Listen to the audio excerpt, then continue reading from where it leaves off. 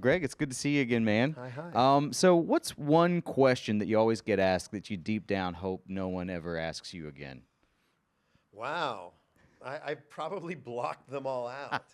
I don't, I don't know because most of the time when I interact with people, they're really enthusiastic. I mean, horror fans and genre fans, they're grateful. They just like they're great. They're happy you're here. Right. They want to talk about Evil Dead 2. They want to talk about Sam Raimi. Stuff they don't want to talk about. That's a really good Well, question. just stuff because I that can't you think don't want to talk about. Stuff stuff like that the I like don't the want to talk question that about. you get asked the most that you're like, okay, I've been asked this over and over and over and over again. I've answered it a million times. That's tricky. I mean, on Walking Dead, people always want to know, like, oh, what did you do different with the zombies this season? We're always trying to push the envelope, and I think honestly, the real thing is we're always trying to put little stuff in there for the fans, Right. and things like that. So that question seems sort of obvious. Okay. So I just ask for me, so I know, like, if I've got that Oh, I'll question tell lined up, you. If I'm it's- like, if I'm gonna, it's bad, I'll cut tell it, you. I'll cut it right out. First thing I did want to bring up with you though is that you've been behind some of the most iconic monsters in horror of history. Well, you recently put your stamp on Jason Voorhees, right? Yeah. Yeah. So I wanted to know what was your creative approach to sort of updating his look and in your opinion, what makes Jason Jason? Well, I got approached by the people who have the rights to the original character, and they said, we want to sort of reimagine him.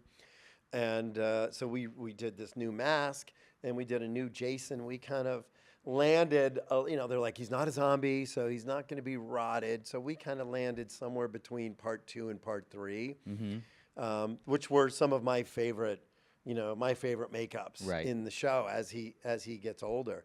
But it was really fun. Yeah. I actually have some of the masks with me that I made for them because I'm delivering them here Oh, that's awesome. this week. I should have brought. I wish you- If yeah, I would have known.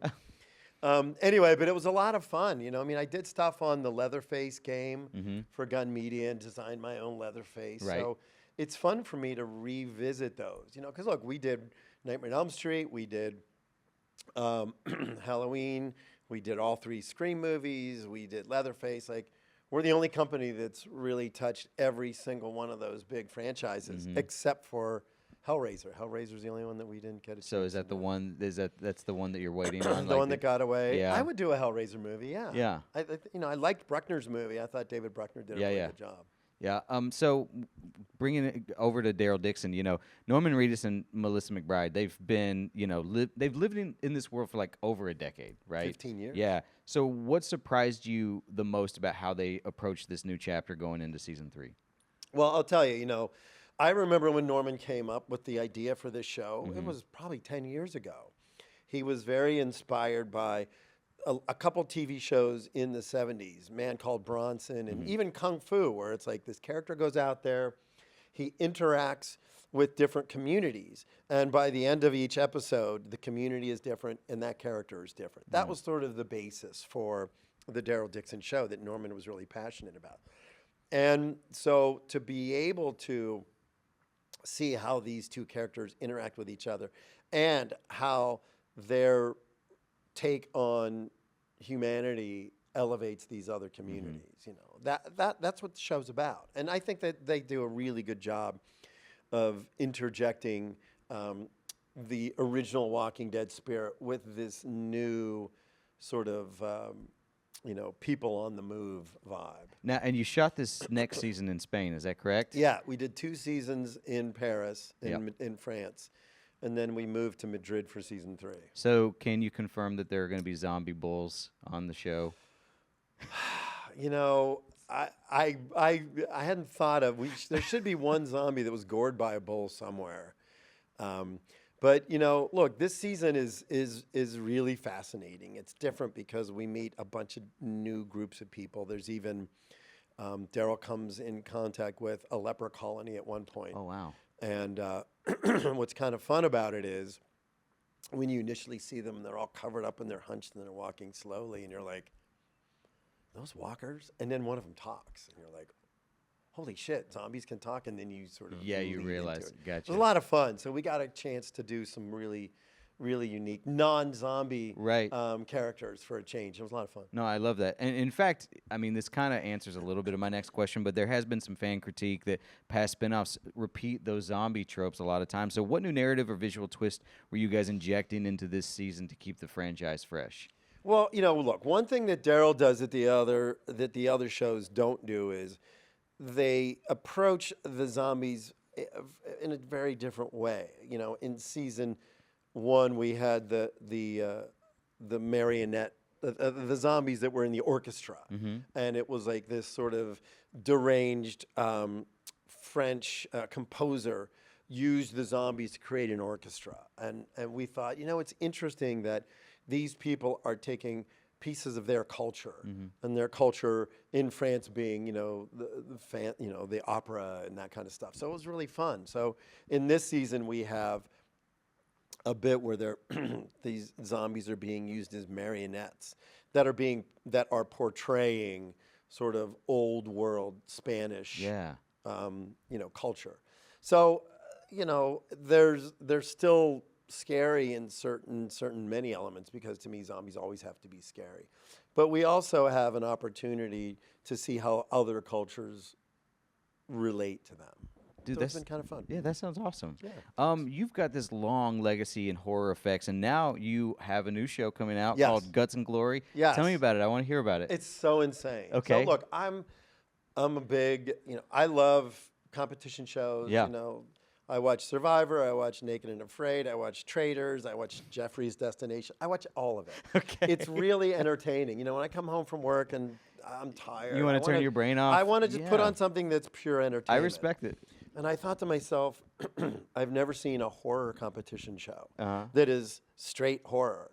So I took a little Survivor, a little Blair Witch Project, a little Halloween Horror Nights. Okay. And the idea was you have 10 contestants, and through the course of this show, they're either eliminated or they're murdered, killed in front of the other contestants, who, by the way, have no idea it's coming. So I instructed the camera guys, shoot the reactions. So there's many contestants that die in front of the other characters. So while we're developing this, I'm like, okay, we're going to traumatize people here, because that split second of them seeing a contestant that they just did a challenge with, and they turn around, they turn back, and that contestant is torn to pieces in front of them. Like, how do you... when we first started, I was a little worried, and then I thought, okay, after the first 5 minutes, they're going to go, you didn't really kill that person in front of us. It was kind of a trick. But they don't know, because it happened live. So the big thing for us, the hardest thing was designing these things that we could do in front of the other contestants. Yeah. So it was like directing a sporting event. You never know where the football's going to go. You never know where the quarterback's going to go or the runner's going to go. You have to be prepared for everything. So we had gags set up, and we had to get the contestants into a certain place. And when they hit a certain mark, okay, cue that. Yeah. Cue this, cue that. And it was really invigorating process. Yeah. Because it was so different than regular television, where you're like, oh, okay, let's try it again, take 2, we want to see more blood, or we want a different performance. We had no take 2. It had to happen live in front of the contestants, and that was it. How much planning went into that? That sounds daunting. Not as much as I had hoped.